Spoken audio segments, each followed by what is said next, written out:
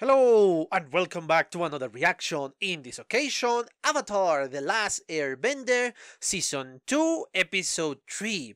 Yes, last episode was for the majority of it, a very funny one, a very romantic one, even. We got our character developments of Katara and, of course, Aang, but more in the side of the romantic plot or the romantic soft plot. We are starting to see just how Katara is feeling about Aang, or at least that's what I'm hoping. Again, shipping goggles, man. But anyway, yes, as I was saying, we're starting to see this romantic development between two of our main characters, and I like the way this show is handling romance.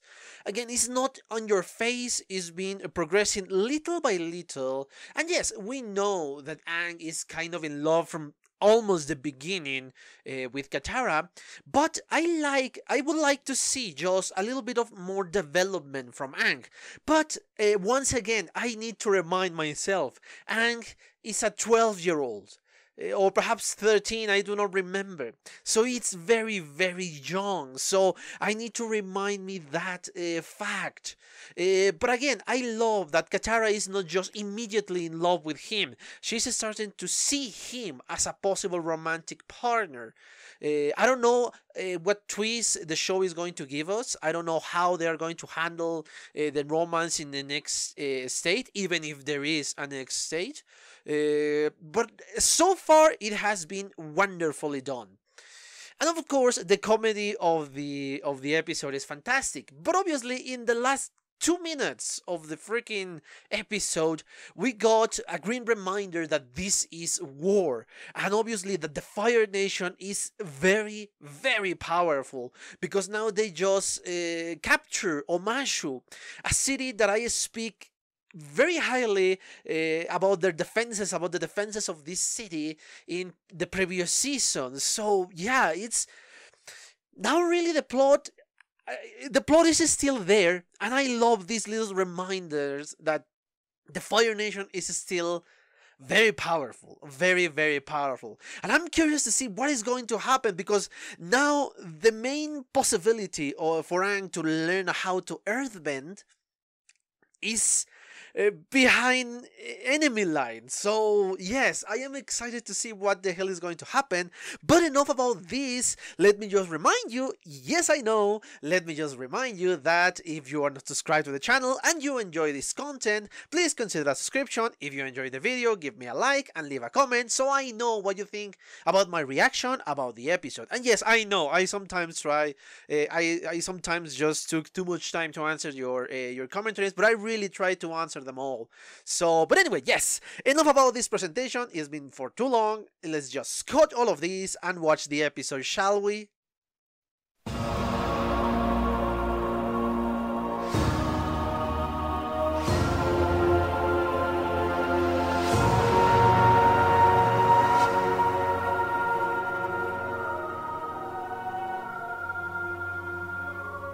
Okay, I'm back. I just watched a second time the third episode of the second season, and there are so many things I want to speak about. For starters, the introduction of new characters, and this time we did not receive new friend characters, friend from the protagonist, I mean. We got introduced to a couple of girls. The first one, May, the knife wielder. I don't know what to think about her, because yeah, she's very serious, she's very, I don't know, she gets bored easily, I guess. That's what I get with the chat with her family. But she's very skillful in the, well, with knives, arrows, and I don't know what else I saw there. So far from what I can see, she is going to be a menace to our group, because yeah, now she's joining with Azula. And the other character that was introduced here was obviously Tai Li, the acrobat, and she was just in a circus, literally in a circus. Apparently she's the daughter of a nobleman, and that's why she knows Azula, because yeah, I highly doubt Azula will just mix with anybody just from the Fire Nation. No, they have to be novel. The way that Azula behaves, it will be incredibly, incredibly out of character for her to just meet with anybody. I guess she was tired, and again, this is just mere supposition, mere presumption from my side. I guess this girl, Tai Lee, is, I don't know, bored with novel life. They were, I don't know. She seems that she's enjoying the fact that she can do all these maneuvers. She can move freely. She can be an acrobat. Yeah, that's it. She can be an acrobat. And obviously, if you're the daughter of a nobleman, you're not going to do that. You're not going to allow to do that. You have to go to meetings. You have to go, I don't know, you have to handle the richness of your family. I don't know, some crap like that. So that's my guess of why this girl is in the circus. So she seems to be an interesting character alongside with May, because yeah, she's also the daughter of a nobleman. In this case, the new governor of New Osai, or Osai New, or whatever the name of this freaking city is, Omashu. Yeah, I'm not going to call it by the Fire Nation name, Omashu. It's a lot easier to remember because I know that name before. But anyway, so yes, we got the introduction of these two new characters. And their stories obviously are a mystery, which makes them interesting because we don't know the exact origin. I think the most level one is May, because yeah, she's bored, but she still has to accept that she has to be with her family and all that. Yes, up to the point in which she was offered an opportunity to live that boring life. Because in the moment she was introduced, in the same scene that she was introduced, she was just going all out into the attack against the Avatar. Obviously, she didn't know that it was the Avatar. She only thought that they were the resistance of the city. So, yes, but she just jumped into action. So, yeah, that's what she wants. And since a mission from the Princess of the Fire Nation is, well, present itself, obviously, you're going to take that opportunity. We don't get much about the family. Obviously, the only thing I get from the family is that he loves his family a lot, his wife, and I guess his daughter and the little baby, the little brother. But I don't know what to think about May, because she was ready to discard the little brother. Okay, you can change your little brother from an old man. I will do it in a heartbeat. But yeah, that's what caught my attention with May, that she's a little bit ruthless than what it seems at the beginning. I don't know. Yes, because just one thought of Azula was enough for her to change the mind. Or you know what? Forget it, there is no change. We're going to recover my brother. Obviously, that puts a lot danger on the brother, so that's why I'm kind of saying I don't know how to think about her. So yeah, interesting characters. And obviously, before going into the next part, something interesting I noticed in the last scene. May doesn't smile much. I don't think she didn't smile at all during this episode, except once, when Zuko is mentioned by this other girl, Tai Lee. Yes, I'm reading my notes, right? It's not that I memorize the names, I'm reading the notes. By this girl, Tai Lee. We saw a little smile for a while. What does that smile means? She's happy to see Zuko again. I don't know, an old friend, a child friend, I don't know. I honestly have no idea what to think about that little smile, and I don't know why it caught my attention so strongly. Because it was just very brief. Before mentioned, obviously, that they have a third target, the Avatar. But I don't know why that really pay attention to that point in the second viewing even. But anyway, yes, this new introduction of characters obviously is not just because, oh yes, let's just put them together and yeah, throw these characters there. No, there is a reasoning behind, because Azula noticed that with all their entourage, all the people that are following her, she's not obviously moving fast, and everybody that sees this huge army is going to say, oh, they are after me, let's run away. And it's going to be very, very easy to spot. That's why two people, in this case Uncle Iroh and Zuko, are going to be running away quite easily from Azula. So they introduce these new characters so they can move a lot faster. Just with a couple of people, you're going to move faster, you're not going to be as noticeable, and you're going to have a better opportunity to capture your prey, in this case Zuko and Uncle Iroh, and of course the Avatar. And this also answers a question that I had before. Before this episode, Azula just wanted their uncle and her brother, sorry. And that's it. But now she's after the Avatar. How is she going to manage both captures? I don't know. Because I don't think they're going in the same route. At least I highly doubt that is the case. So if they are going to different directions, how is she going to split herself to capture them? Because I don't think she wants to be separated with these two friends. So perhaps the army is going after the Avatar, and Azula and the rest are going after her family. Perhaps that's the case. Another thing I want to say is, in the 2 episodes previously of this one, I never conceived the idea of Azula having friends. I thought she was going to have servants, people who want to lick her boots, something along those lines, but not real friends. But from the interactions that we got here, she perhaps considers these two her friends. Yes, she's a little bit of a sadistic bitch in a certain point by, I don't know if ruining it or making it a lot more dangerous for Ty Lee to perform.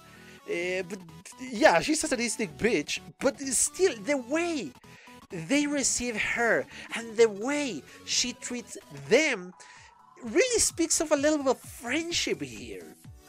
So I don't know what to think about this. It's weird for me because, again, the idea of Azula having friends never crossed my mind. So I guess Azula really respects these two enough to consider them friends? I really don't know what to think about that, and that's perhaps my brain was trying to process all that during the reaction after I figured that out. That it was just kind of hard to comprehend what was going on.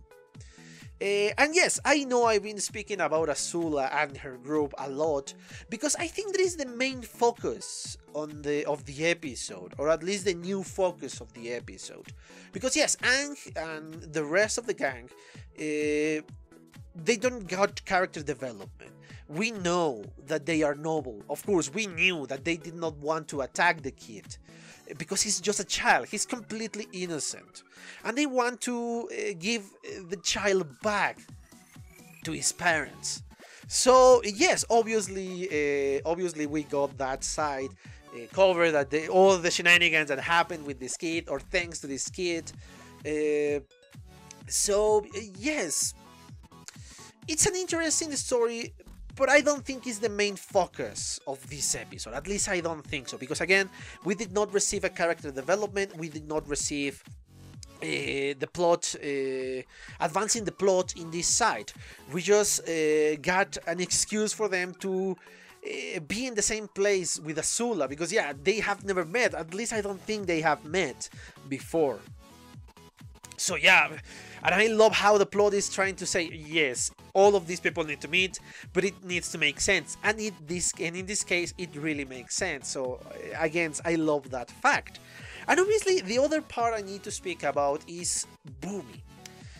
Bumi is a very intriguing character. You cannot predict what he's thinking. You cannot see what is inside that mind, because this man might be crazy, but he's a crazy genius, because he knew that Aang could not handle the earth bending when he was in Onomashu before, because there needs to be an order, and after air bending is water bending, and after that is earth bending. So obviously Aang did not have that, needed more time for him to be for him to be learning earthbending. So that's why he never even attempted to teach him that. He needed another type of lesson. And that's what Bumi did in the previous episode of this one. In the previous episode that we saw Bumi, I mean. So, yes. Bumi has a plan. What is that plan? I have no clue. Because it's very enigmatic. Because he had the opportunity to run away, to escape from this city.